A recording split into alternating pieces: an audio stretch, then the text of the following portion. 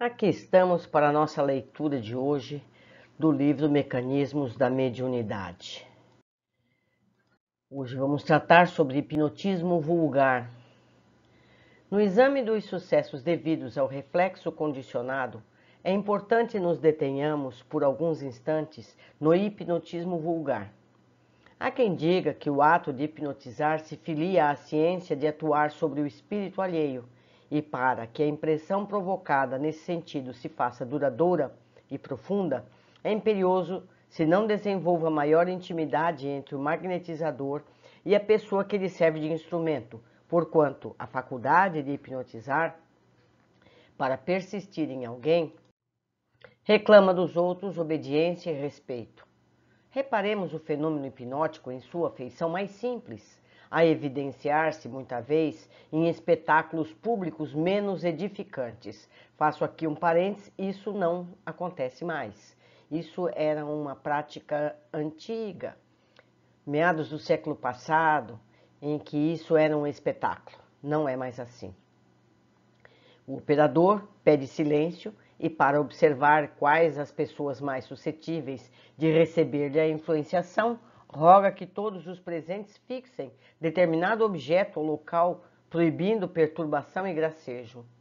Anotamos aqui a operação inicial do circuito fechado, exteriorizando-se em mais rigoroso regime de ação e reação sobre si mesma, a corrente mental dos assistentes capazes de entrar em sintonia com o toque de indução do hipnotizador passa a absorver-lhe os agentes mentais, predispondo-se a executar-lhe as ordens.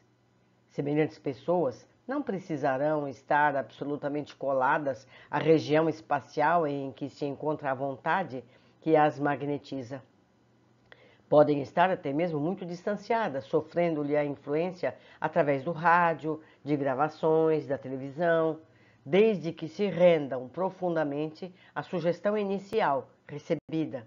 Começam a emitir certo tipo de onda mental com todas as potencialidades criadoras da ideação comum e ficam habilitadas a plasmar as formas, pensamentos que lhes sejam sugeridas, formas essas que são estruturadas pelo movimento e a ação dos princípios mentais exteriorizados, reagem sobre elas próprias, determinando os efeitos ou alucinações que lhes imprima a vontade a que se submetem. Temos aí a perfeita conjugação de forças ondulatórias. Graus de passividade. Induzido pelo impacto de comandos do hipnotizador, os hipnotizados produzem oscilações mentais com frequência peculiar a cada um. Oscilações essas que, partindo deles, entram automaticamente em relação com a onda de forças positivas do magnetizador, voltando a eles próprios com a sugestão que lhes é desfechada, estabelecendo para si mesmos o campo alucinatório em que lhes responderão aos apelos. Cada instrumento, nesse passo, após demonstrar obediência característica, revelar-se-á em determinado grau de passividade. A maioria estará em posição de hipnose vulgar, alguns cairão em letargia e alguns raros em catalepsia ou sonambulismo. Nos dois primeiros casos, isso é, na hipnose e na letargia, as pessoas apassivadas à frente do magnetizador terão libertado, em condições anômalas, certa classe de aglutininas mentais que facultam o sono comum, obscurecendo os núcleos de controle do espírito nos diversos departamentos cerebrais. Além disso, correlacionam-se com a onda motor da vontade a que se sujeitam, substancializando, na conduta que lhes é imposta, os quadros que lhes apresentem. Nos 2 segundos, na catalepsia e no sonambulismo provocado, as oscilações mentais dos hipnotizados a reagirem sobre eles mesmos determinam o desprendimento parcial ou total do perispírito ou psicossoma, que, não obstante mais ou menos liberto das células físicas, se mantém sob o domínio direto do magnetizador, atendendo-lhes às ordenações. Ideia tipo e reflexos individuais. Na hipnose ou na letargia, os passivos controlados executam habitualmente cenas que provocam admiração pela jovialidade com que se manifestam. O hipnotizador dará, por exemplo, a 10 passivos em ação a ideia de frio, asseverando que a atmosfera se tornou subitamente gélida. Expedirão todos eles para logo ondas mentais características, associando-os às imagens que sejam capazes de formular. Semelhantes vibrações encontram na onda mental do hipnotizador o agente excitante que lhes alimenta o fluxo crescente na direção do objetivo determinado. No decurso de instantes, essas vibrações terão reagido muitas vezes sobre os cérebros que as geram e entretecem, inclinando-os a agir como se realmente estivesse em pleno inverno.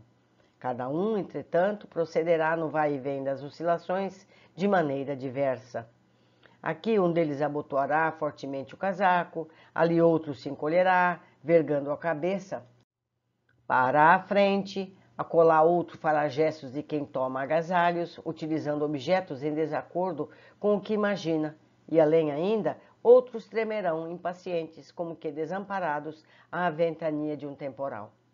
O toque excitante do hipnotizador lançou uma ideia tipo, contudo, as mentes por eles impressionadas responderam em sintonia, mas segundo os reflexos peculiares a si mesmas.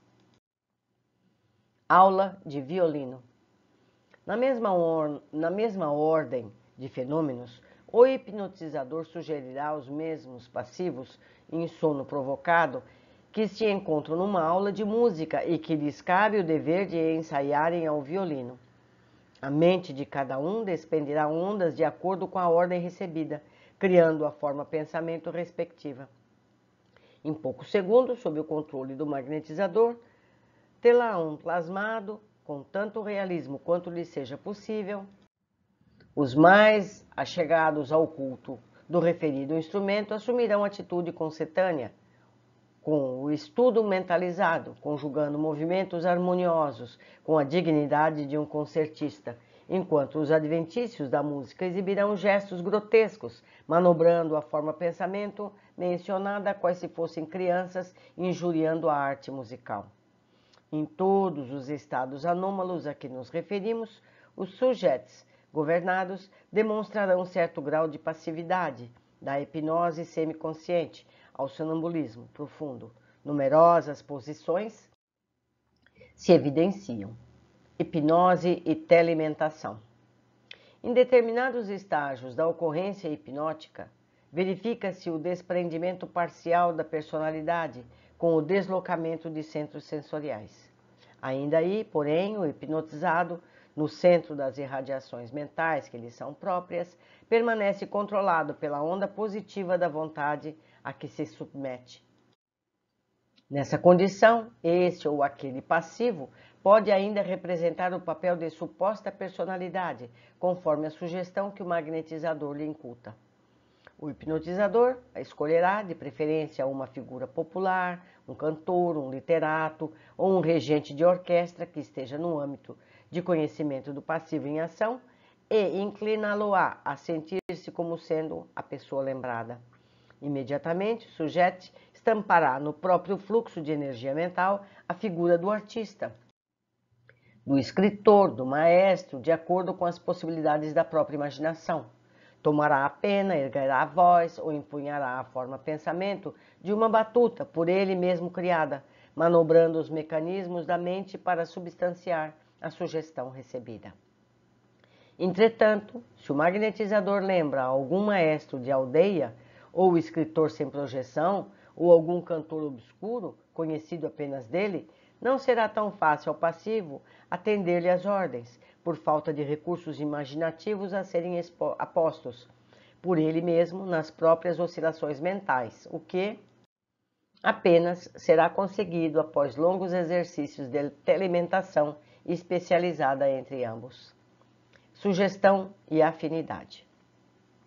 Estabelecida a sugestão mais profunda, o hipnotizador pode traçar ao subjeto, com pleno êxito, essa ou aquela incumbência de momentos de somenos importância para ser executada após o desperte do sono provocado, seja oferecer um lápis ou um copo d'água a certa pessoa, sugestão essa que, por seu caráter elementar, é absorvida pela onda mental do passivo em seu movimento de refluxo, incorporando-se-lhe automaticamente ao centro de atenção, para que a vontade lhe dê curso no instante preciso. Isso, porém, não aconteceria de modo tão simples se a sugestão envolvesse processos de mais alta responsabilidade na esfera da consciência, porquanto nos atos mais complexos do espírito, para que haja sintonia nas ações que envolvam compromisso moral, é imprescindível que a onda do hipnotizador se case perfeitamente à onda do hipnotizado, com plena identidade de tendências ou opiniões, qual se estivessem jungidos moralmente um ao outro nos recessos da afinidade profunda. Como vimos aqui, esses exercícios, esses exemplos práticos, eu volto a lembrar a todos os casos anteriores dos livros de André Luiz, em que pessoas estavam em processo de obsessão por induções hipnóticas de outros espíritos. Não é verdade? Porque isso era possível, acabamos de ver, porque havia afinidade nas atitudes do hipnotizador e do hipnotizado. Ele recebia as ordens mentais e as seguia, porque ele tinha aquela tendência. Não é verdade? Existe a afinidade. Então precisamos estar sempre atentos a que tipo mental nós estamos afinizados? Nós estamos afinizados no bem? Nós queremos o bem uns dos outros? Ou nós temos tendências a odiar alguns, a ser antipáticos a outros, a desejar que este ou aquele sofra este ou aquela situação?